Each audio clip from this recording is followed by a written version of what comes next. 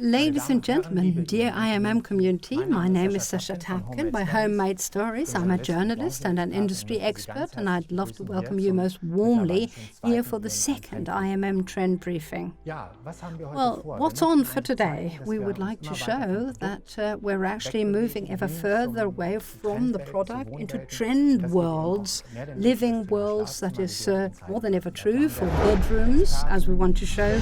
We've got experts, stakeholders, trade fair organizers, all of those have been invited to come here and share with you that we're talking trend worlds and no longer just about furniture as such, not about items of furniture. If you see things you like, then click on the IMM YouTube channel, then you find individual videos and also more comprehensive videos for your information. But we'll start with the topic of sleeping sustainably. It's obvious that by now sustainability as a topic that is played up and down with all of its facets, and it's relevant in all of the living worlds. We've seen it with Interzum at home as well, where sustainability was also one of the most important topics. This red thread is actually going through up to the IMM cologne, and sleeping sustainably is key. What are production methods that are relevant, materials, legal obligations to abide by, and to just give you a bit of a palette teaser for this very fascinating topic of sustainability, we've prepared a few images that we would like to share with you.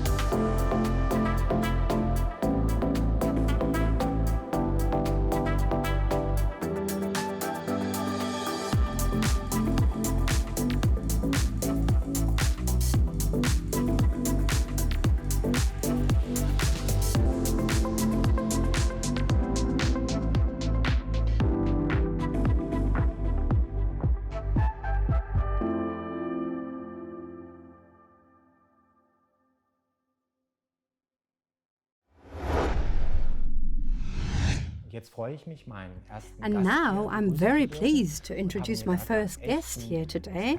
And as such, I've really chosen an expert and stakeholder of IMM Cologne, Martin Auerbach. You're the general manager of 3 professional associations, the mattress industry, the home textiles industry, and interior view protection, blinds and sun blinds. Hello, Mr. Tapkin. Great that you're having me. Well, great that you came. Well, could you basically explain to us what these 3 associations mean and what the industries are? Well, yes, very much so. I think even for experts it's a bit difficult to understand. Well, in Wuppertal we have got the Association of German Home Textiles Industries. That's floor coverings, bedding, curtains, upholstery fabrics. There we're looking after that industry since 2013. We have an office together with the interior view protection and blinds. So basically pleated blinds. If you have custom-made pleated blinds, they come from our people. And all of us have joined forces. We have a joint office, Competence Center, Textiles and Sun Protection. And a great advantage of sharing that office is that we join forces in terms of personnel, law, communication, business, but also our network, because that is fantastically exciting, because as a Wuppertal association had no connections whatsoever to the Wuppertal Institute, although it's only 5 minutes away by car. And the Mattress Association brought that link in, so we got into contact with the Wuppertal Institute, and now all 3 of us talk to them, because these are mega topics that everybody is interested in. I mean, we will actually be talking to the Wuppertal Institute, but I'll do it later. But could you let me know how many industries are joined in the Mattress Association. Well, in the Mattress Association, we have, I think 16 or 17 manufacturers are members, but I definitely know 65 to 70% of the market are covered by us. But as you always have in an industrial association, we have suppliers and sub-suppliers as members who deliver pre-products. I mean, what are the special challenges? Because I imagine we're just talking about raw materials, bottlenecks, and raw materials prices skyrocketing. That's an important topic. Mr. Tapken, you're spot on there. Because especially in the mattress industry, we have huge problems with material supplies and material costs, be it PU foams, be it steel cores for feather-sprung mattresses, packaging, paper and plastics packaging. Prices have skyrocketed, and you can't just pass them on to your customers. Well, it's difficult. I mean, as you're saying that, we're a bit in a sandwich trouble here. So we've got the industry who says, here, we can offer you this or that, take it or leave it, it goes to somebody else. And then somebody at the other end says, well, we've got long-term delivery contracts, why do you want to change prices? It is tough. Well, it's obviously a hot topic, really, and then obviously there are the legal stipulations as well, which gets us closer to what we talk about, which is the circular economy.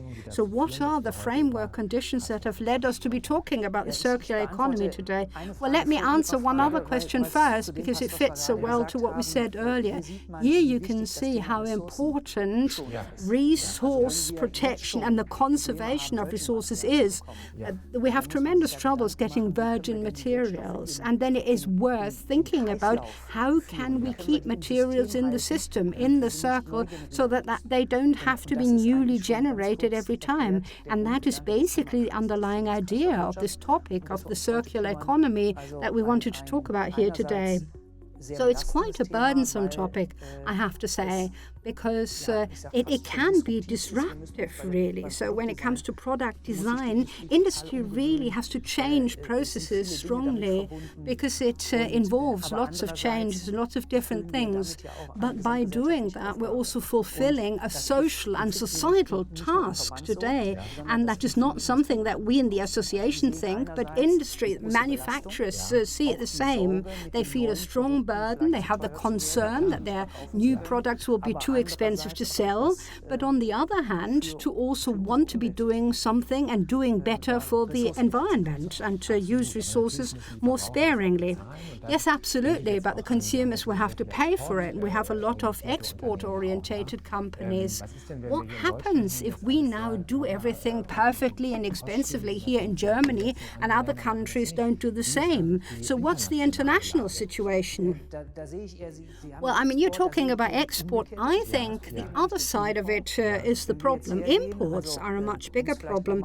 So to possibly just explain it, if you have a recyclable product or you want a circular product, then you need a design that has been set up in a circular way. So you have to think beforehand about how you put the product together so that you can separate it at the end. What material mix do I use? Then you need circular economy materials that lend themselves to recycling. At the end of life, I have to chop it up and return it. Who's produced it? What has gone into it? How do I take it apart? And how can I recycle it? Well, it sounds very complex. Yes, you're right. It is tremendously complex. There is already the one or the other mattress that works in this circular economy approach. But if you imagine you have that as a condition or as a framework, and you then get a standard product coming from abroad, that cannot work, because that product coming from the outside will be much cheaper and will be the one the customer buys. So basically, we have to delimit our efforts through customs and excise duties. Not customs as such, but we actually have to check and say, are these products in line with our premium standards? And because we will have legal givens, and if those products coming in that want to come in are not in compliance with the standards, they have to stay stay out. Otherwise, we're killing ourselves. And there we have great concerns, grave concerns. We've seen it with REACH. There it was about chemicals. The European industry abided by it, expensively so, and we have non-European products that are coming into the country. Technically, they need to fulfill the same standards, but we don't have the capacity to check. Well, possibly. You're talking about a pioneering role for us. So at the moment, this is difficult in this setup that you've just described. But long term, I very much hope that we would be developing into a situation where we have supreme industry standards and we can enforce those.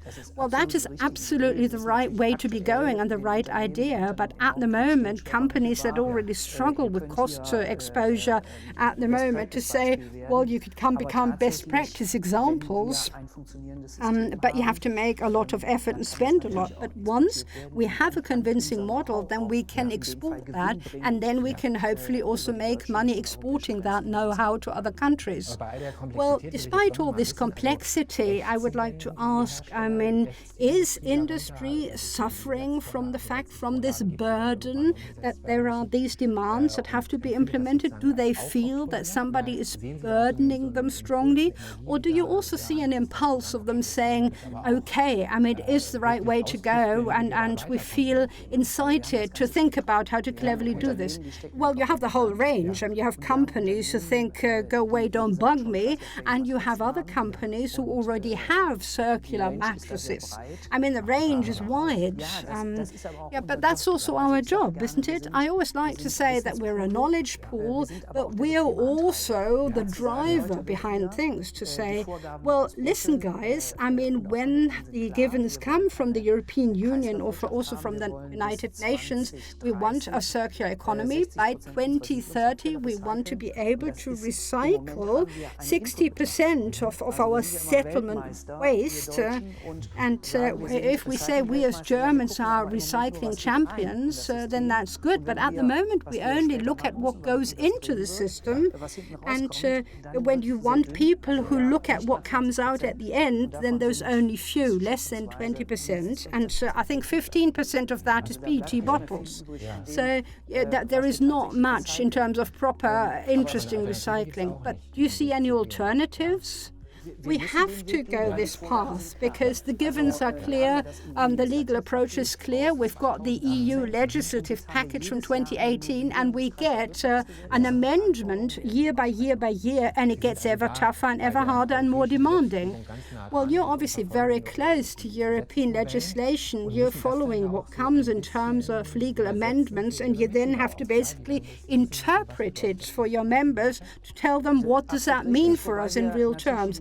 Absolutely right, but we're not corporate consultants, so basically our job ends at the doorstep to the individual company, but we try to explain, try to impart, we try to discuss these things with the environmental ministry, for example. We have triggered a study, for example, where we're looking into resource efficiency of car tires, but also mattresses as well. And that's a bit the challenge we're grappling with, because in Germany, we have the removal of bulky waste, Sperrmüll, as the Germans say, bulky waste from households, has been collected here for decades. Other countries don't have that. And then you have mattresses standing on the wayside on a road. And if you basically then say our packaging waste amounted to 19.8 million tons, well, our mattresses, roughly 6 million mattresses are thrown away every year. That is about 1% of the total amount, and still we're very much in the limelight with this. Those things are bulky, they're huge, and everybody has one, so that's why they're so obvious. Yes, that's true, but we're facing the challenge, and the Ministry of the Environment is carrying out this study, and what they want to do is they want to take the waste they have now and extract as much as they can. And we say, help industry to make the transition to get there. We will have to be looking at old waste for a long time, but make sure you support industry in making this transition. We think that is much better than establishing a return system like with bottles. If we don't have have good recyclable mattresses, then that's not worth having. Well, I think this is an important topic. It's a future-orientated topic. Yes, and we have to take action now. Such a mattress stays within the market for 10, 15 years. And if we hear by 2030 that mattress is meant to come back, then it went into the market 5 years ago. Well, it's a tremendously complex topic, but it's also fascinating now listening to you. But please tell me how you are going to be profiling these topics during IMM. How will you impart them to visitors? Well, we are actually working the topic of the circular economy from start to finish, and we basically make this cycle tangible, haptically tangible, touchable, so visitors can look forward to what we've done. We've really rolled up our sleeves. We've worked hard with Köln Messe. You can look forward to it. It'll be interesting. Well, I certainly am. Mr. Auerbach will meet again later on in this round. There we'll not just be talking about the circular economy, but we'll be a bit wider in the approach, and we'll talk about trends and developments and the topic of sleep. But I'll basically go back to my computer because you just mentioned the Wuppertal Institute, and I've got an interview partner coming from there who hopefully can say some things.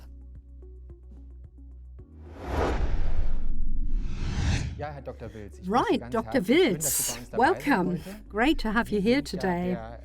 Well, you are the head of department of the recycling department of the Wuppertal Institute, and the Wuppertal Institute understands itself as a leading international think tank on sustainability and sustainability research. So I think you are ideal helping us with these technical terms. In the olden days, we talked about cycling. Now we're talking about circular economy, Kreislaufwirtschaft, as the Germans say.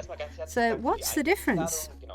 Thank you very much for having invited me. The circular economy is something that we and our researchers are most hotly interested in. In the olden days, we talked about waste and how to do away with waste safely. When we're now talking about the circular economy, then we're talking about safeguarding the value of a product over a long period of time.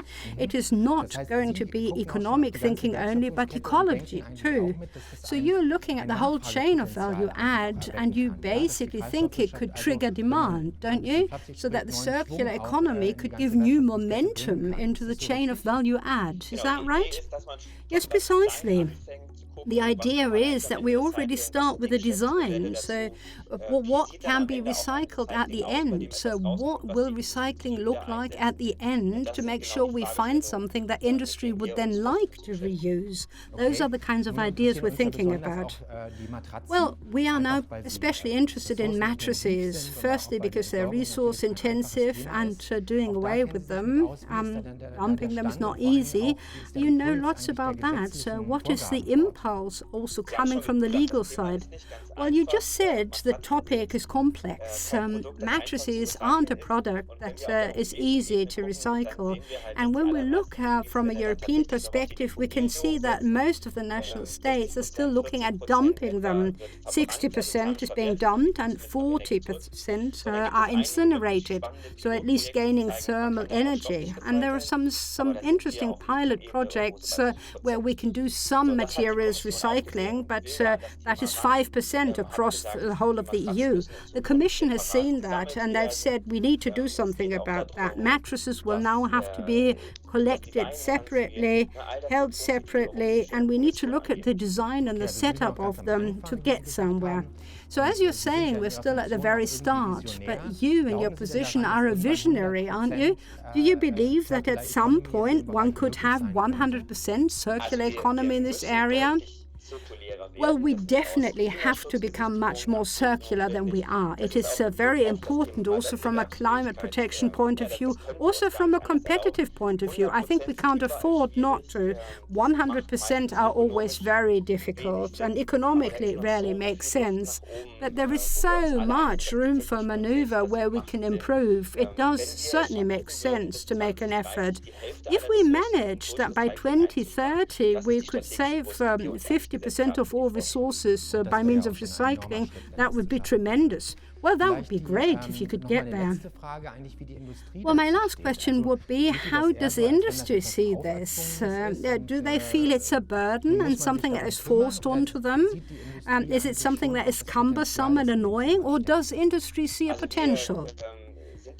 Well, we are obviously exchanging opinions with lots of players here, and I think industry really has discovered this as a topic. They notice that customers are asking for this more and more, and the question is a bit more, where do we start? Because this is such a wide topic. Who do I have to talk to? What are the technologies? What are the right ways of going about this?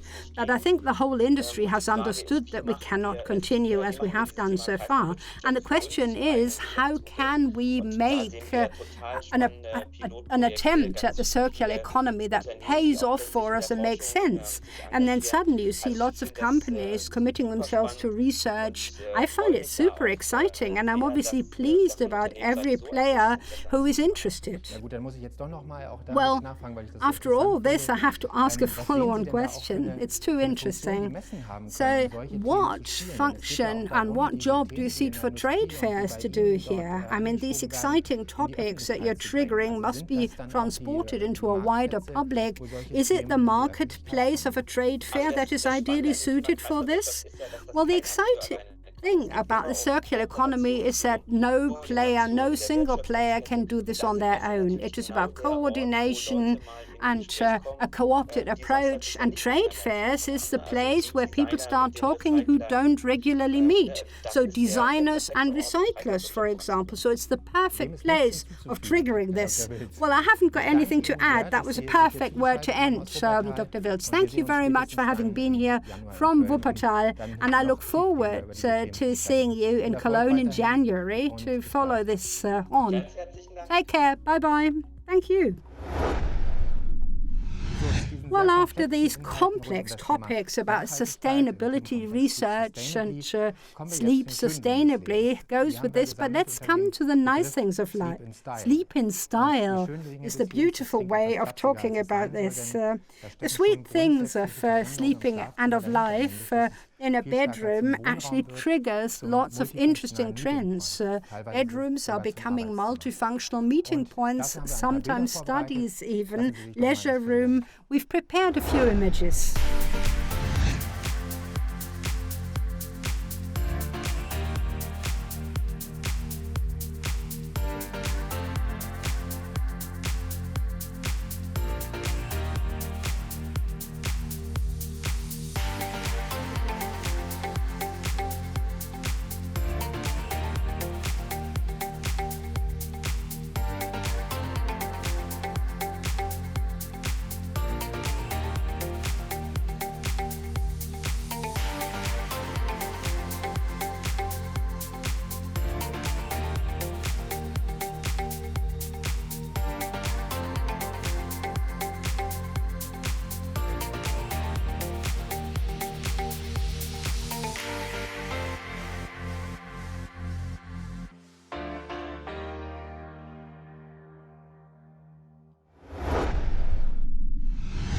Well, we're talking sleep in style. I've got a wonderful discussion partner, Carmen Pretzko. Carmen, you actually learned architecture basically from scratch. You studied in London and Milan. Not bad places for architecture, I have to say. And then you actually did a lot of building, high and low construction. You then are focused on family, and now you're going into interior design massively. And you can certainly share with us interesting things about trends and developments in bedrooms. Great to have you. Well, thank you. It's my pleasure. Well, for these bedrooms, let me say, I mean, there was a time where basically you had the bedroom as a locked-off box room, and that is over. Now we're talking about staged rooms, perfectly presented rooms. It's meant to be presentable. What has changed? Well, I think today bedrooms are no longer just a room where we sleep. It's a much more multifunctional place for relaxing, for reading, of course, for sleeping, obviously. But in some cases, also for working by now, I mean, during the pandemic, it became a home office for many. And, well, it has a lot of functions that this room has taken on. And it is no longer a box room at all, and doesn't have the flair of a box room either. But by now, it is much more a lifestyle room and a multifunctional room, obviously. Do you also see the bedroom opening up into other areas of living? Yes, certainly. There's certainly the opening to bathrooms, also to a study, that quite often sleeping flows into working or flows into bathrooms, and that is often a combination as well. So you as a designer, what options do we have of designing a bedroom? So what's the bandwidth of styles that people like? Well, of course, the center of a bedroom certainly is and will continue to be the bed.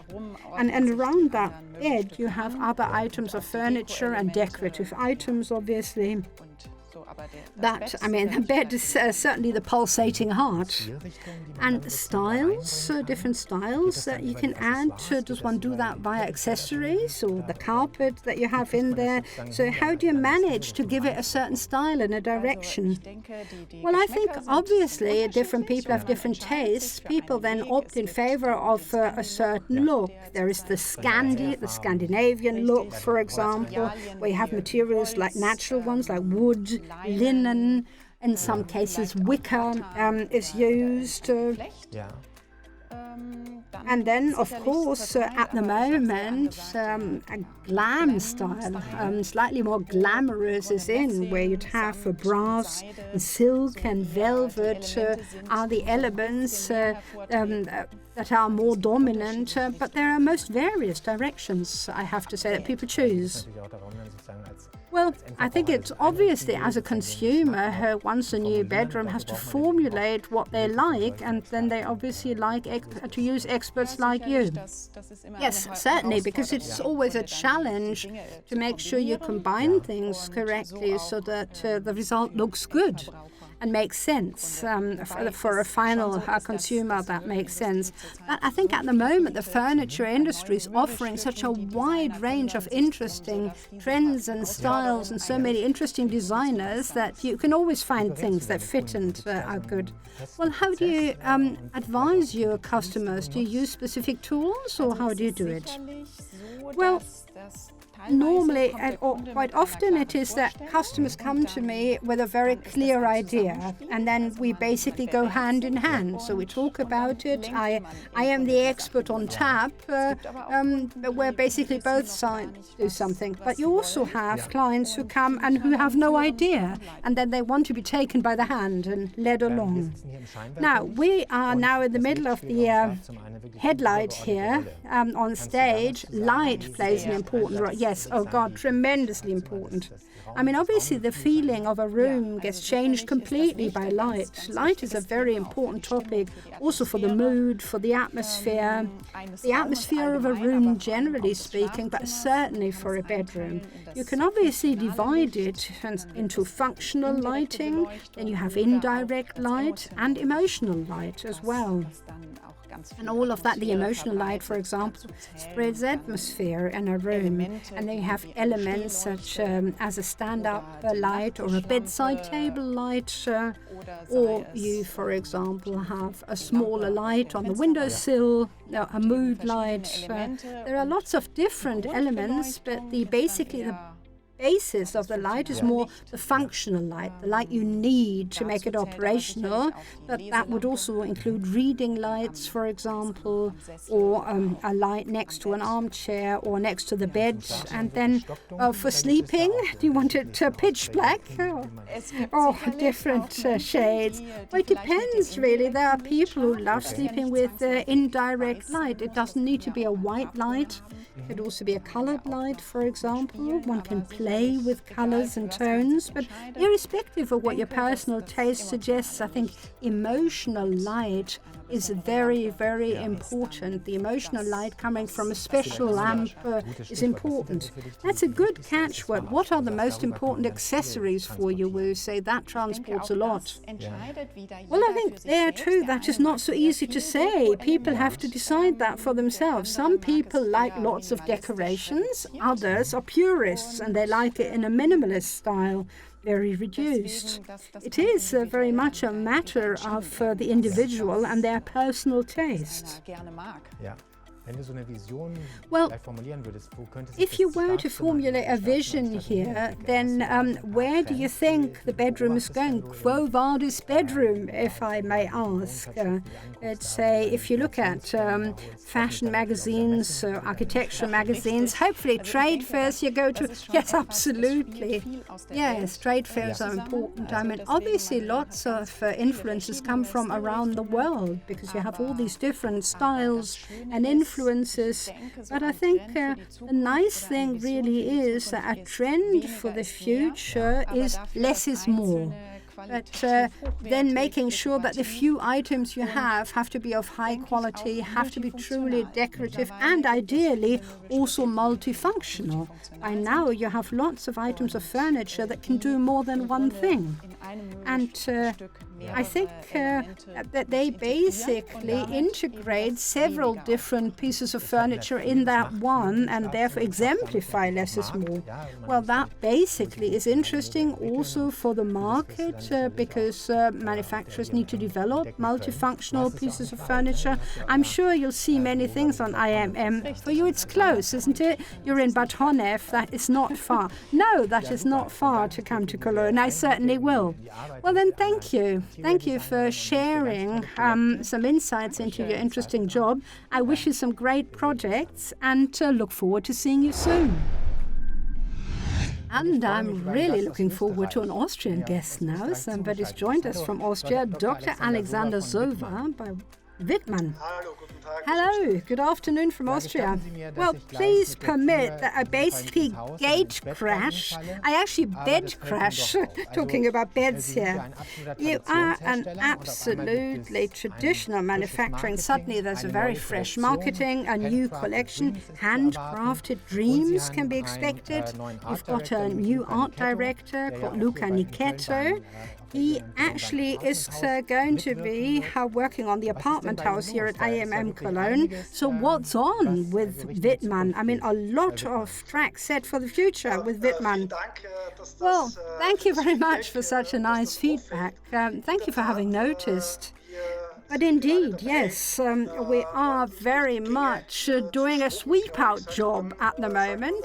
We're basically bringing a fresh breeze into our house and continuing with what has happened over recent years, cooperations with new designers, different designers, new models. We have tried to bring a fresh breeze into our product range. And we're now trying to do the same with other departments, communication, product launches, how we're communicating into the market, talking to customers at eyesight level. We've basically pulled all of those areas to the same level.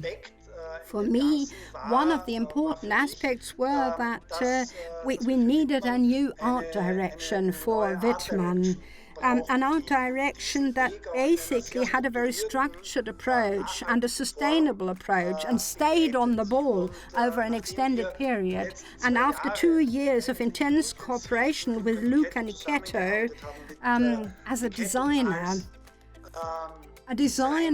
who really came with the Paradise Bird and the Andes collections, has set great impulses, and it just worked so very well that we basically looked at the way he works and we're working. It fitted well. It went hand in hand. So we said it's worth taking to the next level. Let's start a cooperation in the form of an art direction. Well, that fresh breeze is something that we have clearly noticed as well. We can feel it.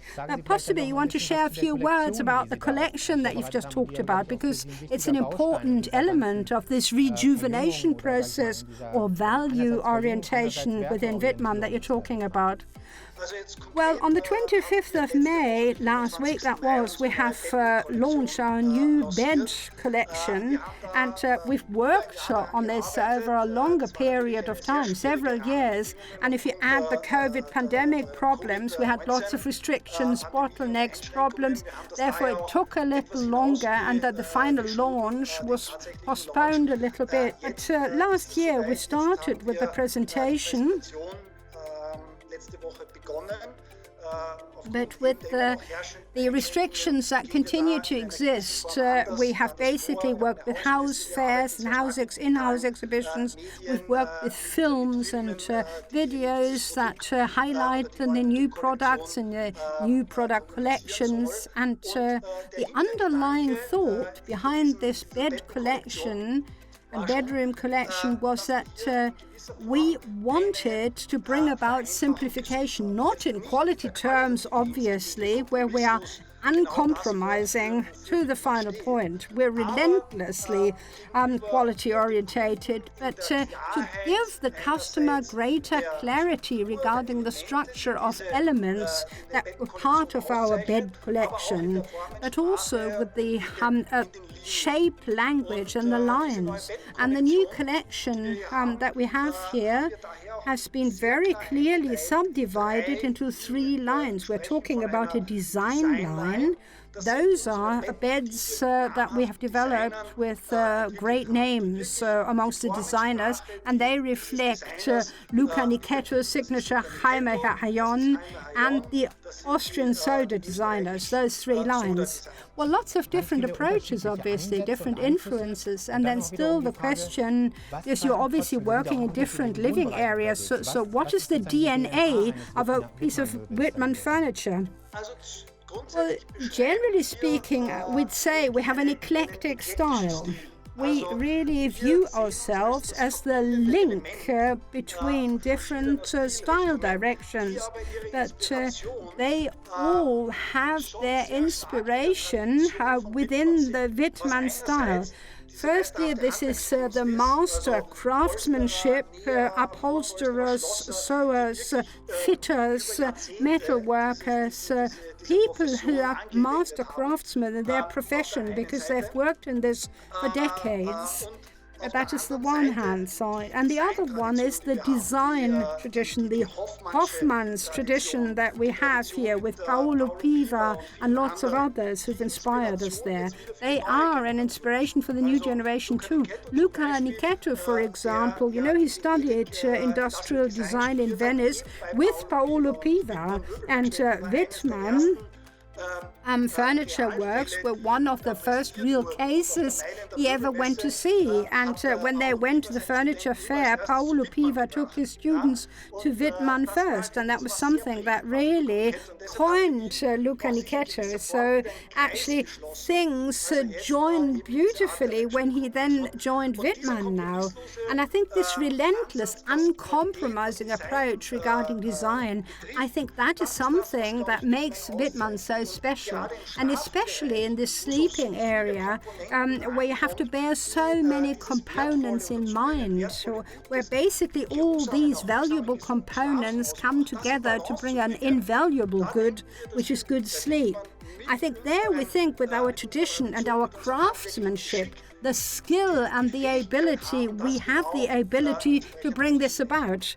Well, Dr. Silva, unfortunately, I've already got to ask my last question. But, as you said, you're working in different areas of living and furniture. We know bedrooms are opening up into bathrooms, into lounges. Does that fit for you, that you follow a holistic approach? Yes, precisely. That is certainly one of the underlying thoughts for our portfolio, where together with the designers, we look at these different areas of living and we want to link them. With Luca Nichetto, we have developed a portfolio that actually fits for the whole of living as a concept. And bedrooms have changed.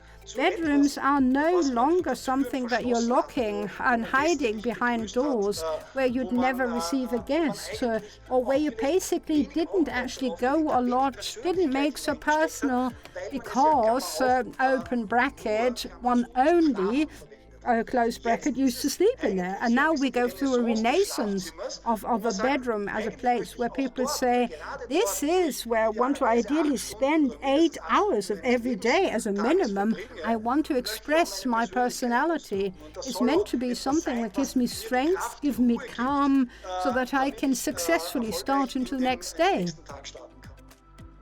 Well, thank you. This idea of the renaissance of bedrooms, I think that's a nice one to take away. Thank you to Austria for this insight. Look forward to seeing you. Well, thank you. I send my regards to Germany. Everybody knows that lots of things can go wrong when sleeping. And here, industry is fully aware of these problems, and they're talking about sleep hygiene and comfort. And that is why we have defined a third topic that we call sleep better. Because at the end of the day, life is much better when we're well rested, and we do a better job as well. And we've prepared a few more impressions here so that we can really look into good, healthy, sound sleep.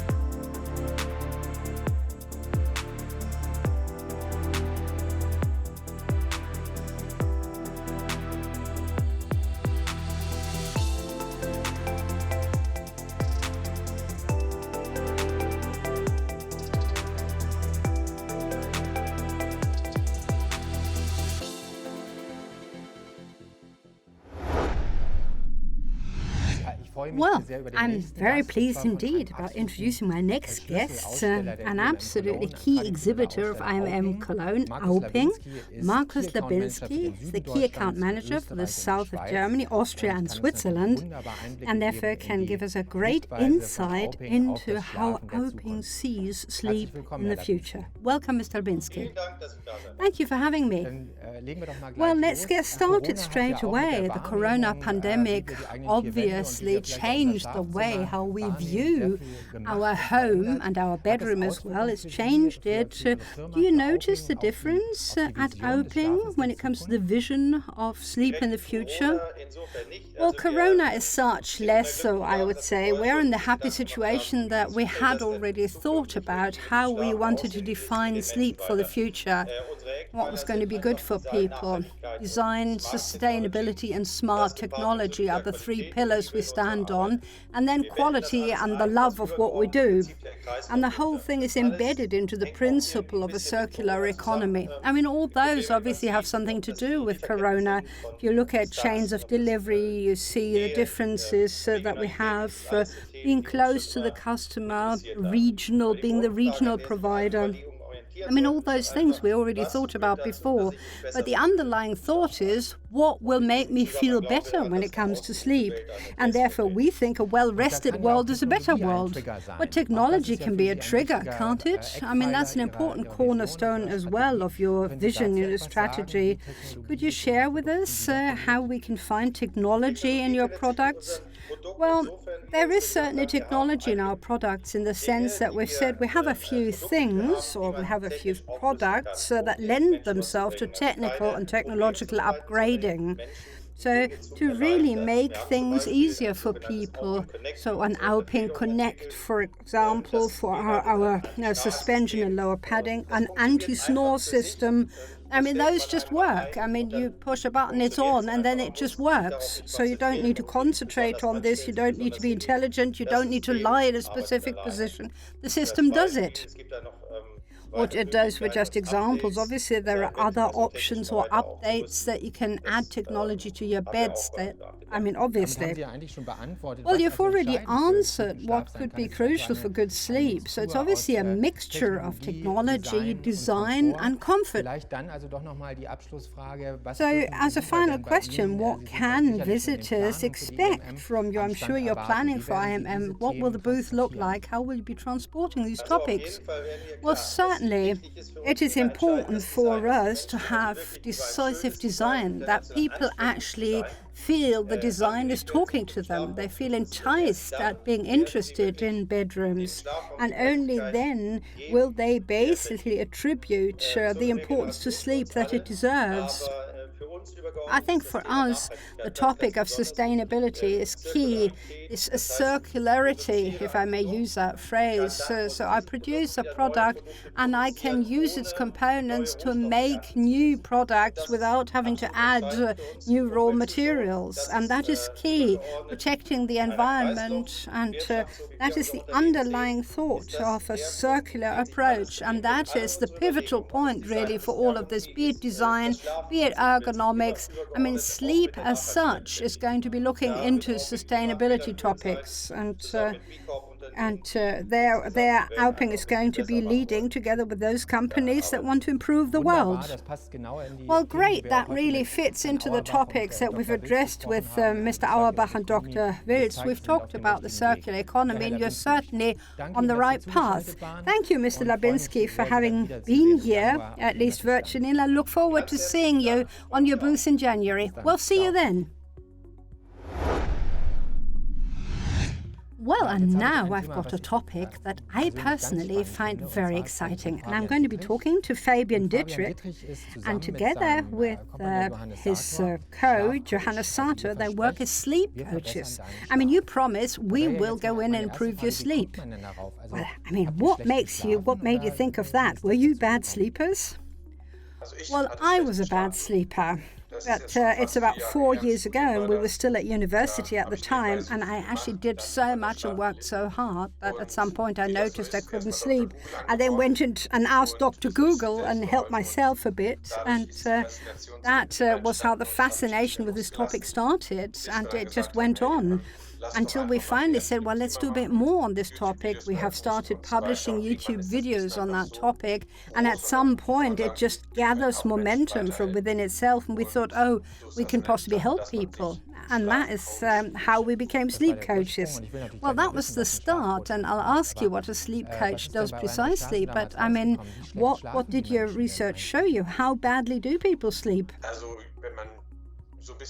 Well, if you ask Google, you actually find different statistics. There is a study presented by DAK, a German health insurance, shows that up to 80% of German employees sleep badly. And that was surprising. When it comes to sport or food, you find lots of people who can help you, but there's nobody for sleep.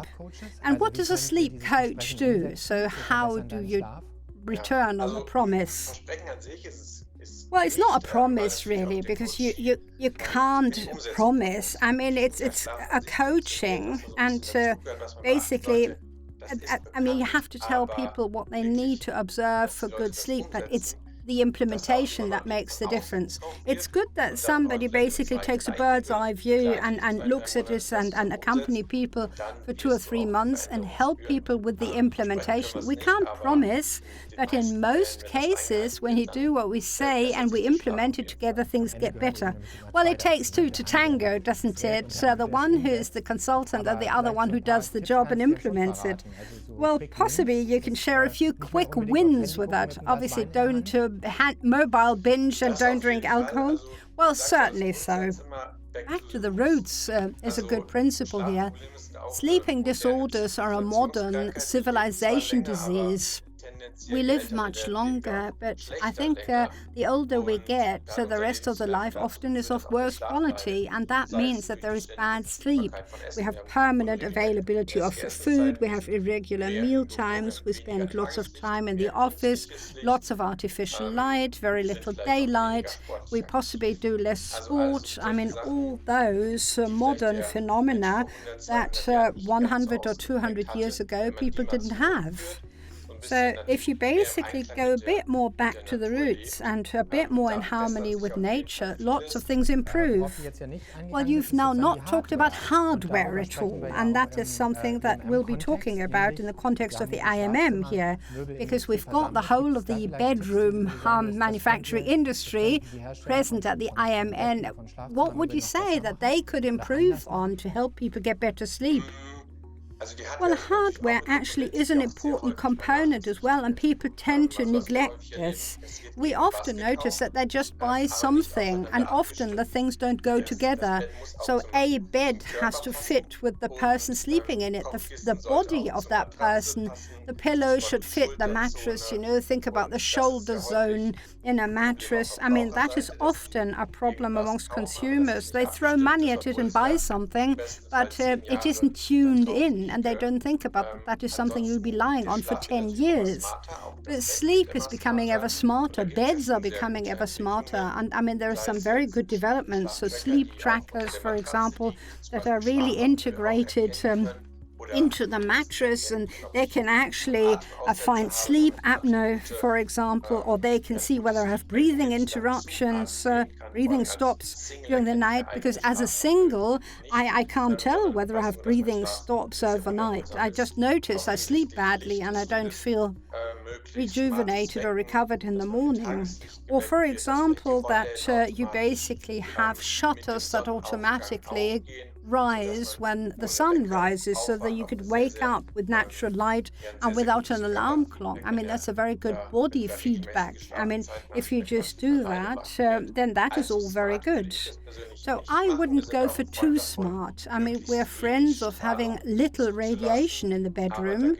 But I mean, for example, I wear this sleep tracker and my ring around my finger, and there are technologies that don't update overnight, so they don't produce electrosmog. Only when they link with their app in the morning or during the day, when you're not in there and you're not sleeping, they link with their tool. So I think lots of very positive things.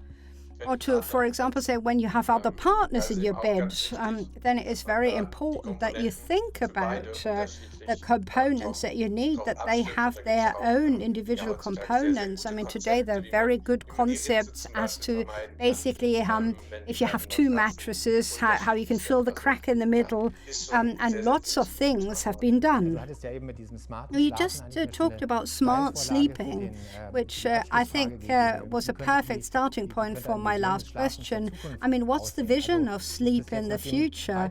Now, after the last two aspects that you've just mentioned, more technology, fewer partners, is that what you say? Well, I wouldn't want to go into that, and I don't think technology can go it alone, but it can certainly help us and support us tremendously. Very similar to taking nutrients. They don't replace food, but they help well. They basically, we still need 6 to 8 hours good quality sleep to be refreshed, but it can all help us. Well, that was a very good final word. Thank you. Why don't we advertise you a little bit? You actually have issued a sleep Bible, the Times Table of Good Sleep, it's called, and it's at cost price. Yes, it's something that, as you said, is at cost price, and it sums up our collected wisdom on sleep. And you can see and say, you can either implement it yourself or ask for help. And of course, send my love to your partner, please. Thank you very much for the insights. See you soon. Thank you for the interview. Bye-bye. Cheers. Well, now for the IMM community. Dear IMM community, we're getting towards the end of our meeting, and we're just going to get a bit more of a global view to the topic of sleep, from a product to a trend topic. We've got Martin Auerbach and Claire Steinbrück, director of the IMM Cologne. I'm very pleased to have you here. Well, why have you actually chosen sleep to be a topic for this trend meeting? Well, a trend meeting itself is interesting, and you see this topic of sleep and the topic of design and the economic cycle and the topic of sleeping as such is an important topic, not just for the IMM Cologne, but also generically speaking.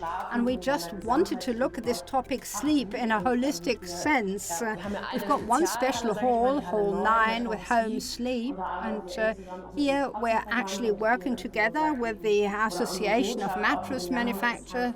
And we're doing this in very, very close cooperation with the Mattress Association, that we want to do interesting things. Well, the future of mattresses, can we basically look at this again? We've already talked about the circular economy, but mattresses give us more in terms of trend topics. Well, certainly. The question that you're asking is one where you basically expect me to speak a little longer. The underlying thought is that we'll go to bed at night, we'll lie horizontally and then get up in the morning. So those are the main pillars and those won't change. But indeed, we are faced with a great challenge. We talked about the circular economy a lot. And we cannot say so precisely as to how the mattress setup will change in future. But one thing we do know that will come ever more in future is the topic of healthy sleep, invigorating sleep. So obviously technology is a trigger, sleep hygiene, and we see so many apps are in the market, and basically they monitor sleep and draw conclusions. But it's not just technology, isn't it? I mean, if we don't sleep well, we fall ill. I mean, there are cooperations with the Foundation on Good Sleep, and we have Pillow Talk, for example, where we really want to look at unconventional topics. And if you think about some people saying, I've downloaded an app so that I can sleep well or fall asleep well or whatever. Have you done it? Yes, I have, but I'm still in the trial stage. I think the topic of sleeping is so much more than just technology and just material. It's just a huge topic, and I think in the past we actually treated it like a bit of a fledgling topic, and I think it's great to have these impulses, new innovation, new design. We also talked about hospitality, that in hotels people have different pillows available for their guests, so sleep as a basic element to health, just like food and breathing. Well, yes, that's true. I think the real approach is and the change is that we look at sleep holistically. So basically the underlying system, components are important, good bed, good mattress, and whatever, but an app or a sleep tracker can help me, can tell me when did I fall asleep, how long did I sleep for, what were my REM phases were like. If I then, however, don't feel rested, then there has to be something wrong. And you just talked about sleep coaching. So people then look at what does that person do? Do they have an office job? Do they work physically? What kind of body do they have? How do they eat? Are they overweight? Do they drink too much alcohol before they go to bed in the evening? No mobile phone binging, no cheese pasta and cheese macaroni. And those things can be promoted with the sleep area. I think all of those topics have to be packed in stories and special formats, and I think we can expect a lot. Claire, can you say something about the topical areas? Well, to just come back to your original question, basically the trend briefing is to look into the future, and obviously we have a variety of product innovations, new topics. We have the sleep lounge, that is our meeting point for those who are interested in this topic of sleep, where we'll go about it interactively. We have the economic cycle ideas, we have Pillow Talk, and where we're talking about exchanging information, meeting encounters. I think a trade fair is also interesting because you bump into people coincidentally. You know, with this pandemic, we had so few meetings, and you targetedly met the one or the other person, and only that one. But now in Hall 9, in our sleep lounge, what we want that people bump into one another. We have an exchange, something surprising, something based on coincidence, and experience something new and get into contact. Well, I mean, we've put up a world of experience there. Yes. And topical areas are often meeting points where people then get together. Uncoordinated contacts are interesting. I really think so too. But how can we do to bring these topics, carry these topics into the market? Because at the end, you want them to get through to the consumer so that we basically have a market and sales effect and whatever. Well, with the classic topics, that's going to be left to the marketing department. But if they are more generic topics like the circular economy, for example, then we feel called upon to support our member companies because they don't have a specific department to do this, and they don't have this bird's eye view onto these topics. They don't have contacts into NGOs or the National German Ministry of the Environment. So, we have this circular economy package of the European Union. It was triggered by the Commission, so that it isn't just us who enlighten the consumers, but that is only a subset of those doing this information and consultancy and enlightenment work. We'll do some, but we also need support from the authorities. Yes, and as a trade fair, certainly as one with all of these special areas, you have created squares where people can meet, and the hope is that there's going to be press coverage, press reporting, press briefings, and that things are going to be carried out. I mean, that's certainly what we're intending to do. And it's very multifaceted. It is not just Hall 9, it's also pure atmosphere. I mean, everybody needs a bed, everybody needs sleep, everybody needs a mattress. I mean, this is a very central subject, and it's also a homage to sleep as a topic. Well, I wanted to come back to one topic. I mean, this whole topic of hospitality is also important, isn't it? How do you see that from an organization's point of view? Are you targeting that, and are you trying to get decision makers to that trade fair? Well, hospitality, certainly, if we stay in this classic hotel format, I mean, it's just a core function of it. I mean, it is about spending the night and sleeping and bed and whatever. And at the end of the day, you have to ask what makes a good hotel. And then ideally, you want to be a first mover in the sense of providing good beds. In Hall 11, for example, we shall be presenting solutions in exactly that area. Furnished apartments, for example, are shown in full, and you can see short stay and long stay apartments, and there I'm sure that there are going to be very innovative beds, very good beds. And I think this is clearly aimed at the hospitality sector. And in that area, you can also get into cooperation as well, because some hotels have been opened with the underlying concept of using them as a living exhibition. Just try to go into a furniture store and say, oh, I'll come in the evening, let's spend the night, and then in the morning I want tea and I'll tell you what I think. Yes, I think that's possibly a good idea. Now, I'm not the first test sleeper, whatever you come up with. No, but seriously speaking, I mean, where can you test this under live conditions? I mean, I always feel that you order a product and the mattress comes is enormously big. I mean, yes, people tell you can keep it for 30 days and you give it back. I mean, that still sounds like a very cumbersome thing. And it would be great that hospitality gives information about what mattress am I sleeping on, and if I like it, I can get the information, and I can say, I stayed in that and that hotel, and I had a whole night, and it was good, and that's much better than lying in a store with a plastic cover under your feet, as we all know.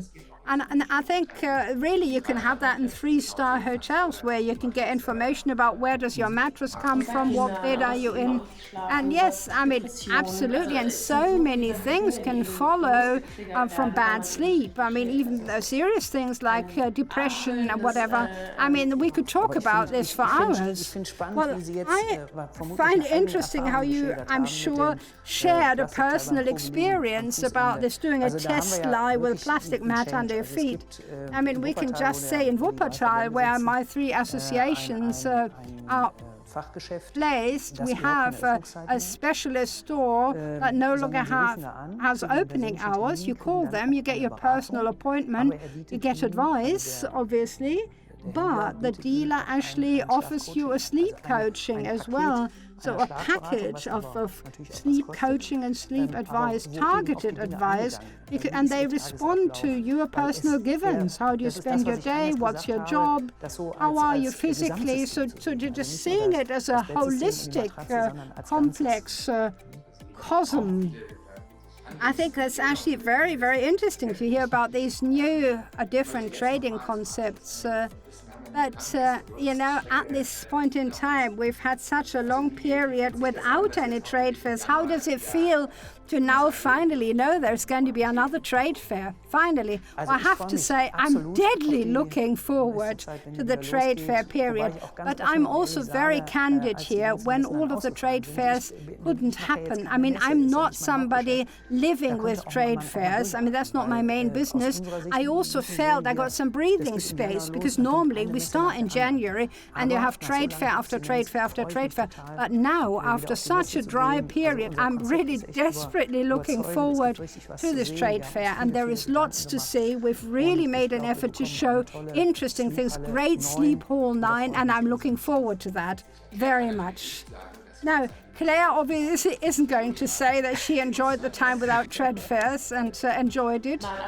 No, but I can certainly speak for IMM Cologne and the whole of the team that we are hot to trot and we're really greedy for a new start. I mean, really with the hustle and bustle of setting up down to the trade fair days with all of their excitement, I mean, it continues to be a unique experience. I mean, this meeting of human analog trends, I think people meeting full stop. I mean, that's what we need and what we want. And I think it's important that people actually feel anticipation and joy looking forward to it. I mean, we certainly hotly feel this.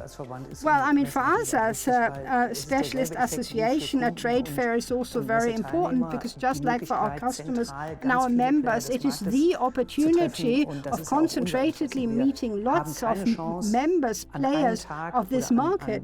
I mean, nobody has a chance of meeting so many members, customers, interested parties, and I think it's just great. And if you go somewhere and they're busy, you can come back 20 minutes later and have an interesting time in between. And it is a fantastic opportunity, and we love that. And it's also good for new members of ours. Well, I think it's great how you, as a specialist association representative, can actually package your findings into experience and emotion. That was just great. Thank you. And Claire, I hope you have lots of power, lots of luck, and that the pandemic process ebbs off so that it can all happen as planned.